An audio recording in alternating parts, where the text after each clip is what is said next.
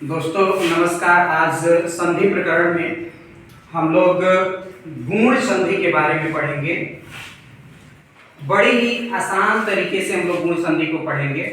जैसा कि सभी छात्र पढ़ते हैं, पढ़ते पढ़ते पता चलता है कि नियम को समझ ही नहीं पाए, लेकिन मात्र दो मात्राओं के बल पर हम गुण संधि को बताएंगे। अगर ये दो मात्रा आपके दिमाग में है तो आप गुण संधि को बड़ी ही आसानी से किसी भी परीक्षा में पहचान सकते हैं। इसका नियम है कि अगर अ अथवा आ के बाद छोटी ई या बड़ी ई आए तो दोनों मिलकर ए हो जाते हैं। अब ए का मात्रा कितना लोग सोचते हैं कि कैसे लगाएं, तो ए का मात्रा भी उसके लिए यहाँ पे दे दिया गया है।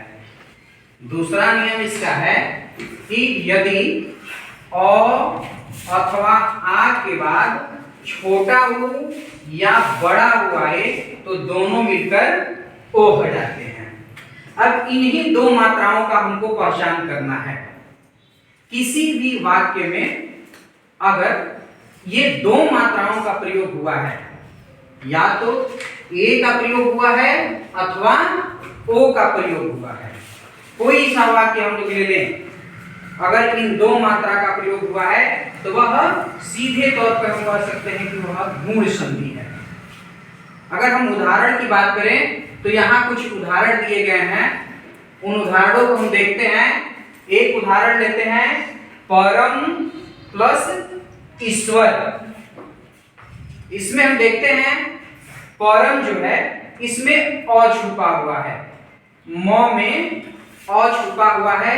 पूर्व के नियम के अनुसार हम जानते हैं कि व्यंजन वर्ण में अगर कोई मात्रा नहीं है, हलंत नहीं है, तो उसमें असमाहित रहता है। अतः यहाँ म में अ छुपा हुआ है। प्लस दूसरे पद में देखते हैं तो बड़ी है। और नियम के अनुसार अगर फिर हम आते हैं, यहाँ पे बात करते हैं, तो दिया है कि अ अथवा आ के बाद छोटी ई या बड़ी ई आए तो दोनों मिलकर ए हो जाते हैं। अब हम इसको संधि करते हैं तो देखते हैं कि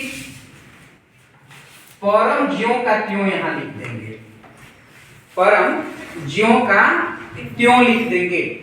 इसके बाद अ और ई दोनों मिलकर ए हो गए हैं, अतः म के ऊपर ए का प्रयोग कर देंगे, ए मात्रा का प्रयोग कर देंगे। इसके बाद यहां बचा हुआ है ईश्वर, सॉरी, इसके बाद बचा हुआ है स्वर, तो स्वर ज्यों का त्यों लिख देंगे। अब हम देखते हैं कि हमारा पूरा वाक्य बन के तैयार है, परमेश्वर। दूसरा उदाहरण अगर हम देखते हैं तो यह है लंब प्लस उदर।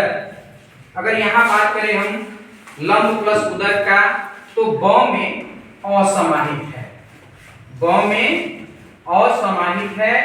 इधर जो है छोटा उ है, और नियम के अनुसार यहाँ कह रहा है कि अ अथवा आ के बाद छोटा उ या बड़ा उ आए तो दोनों मिलकर ओ हो जाते हैं।